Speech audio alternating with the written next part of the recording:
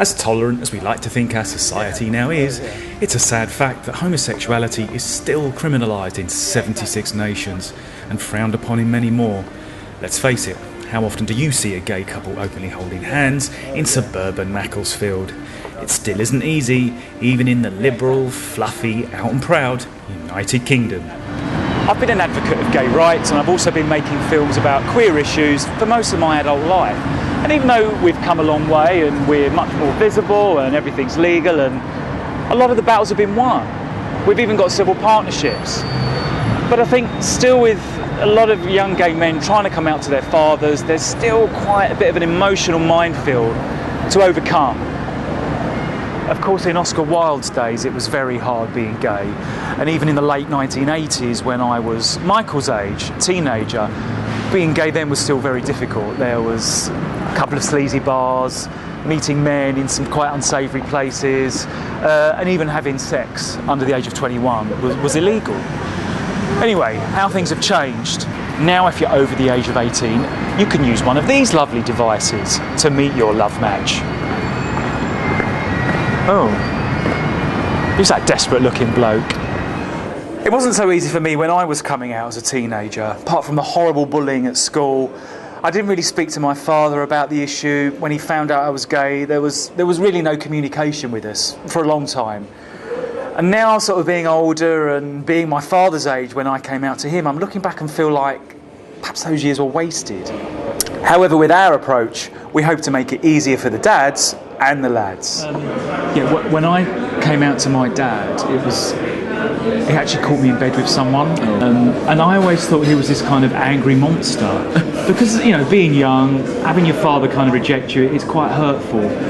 But looking back now, I wish perhaps I'd had the initiative and said to him, look, this is who I am, what do you think, how do you feel? Maybe as a teenager you're not going to have that, you know, the guts to do that, to talk to your father in those terms, but I look back now and think, well, maybe I should have opened up to him, maybe I should have brought him into the conversation a bit. Maybe he felt so embarrassed he couldn't talk to me about it.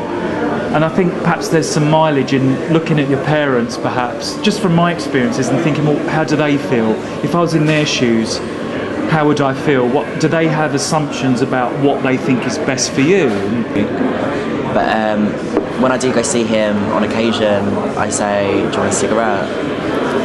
Because that's the only thing that I can relate to him, because we both smoke, then that opens up a conversation. I just wish I had the opportunity to sit down with my dad 20 years ago and say, look, this is me, and then maybe he could hug me and say that's fine and we could go off and do lots of stuff together, but that never happened, and I feel like I've lost those years now, and I wouldn't want to see you kind of go, you know, have that regret when you were in your early 40s. Most of the time I just feel awkward being around him.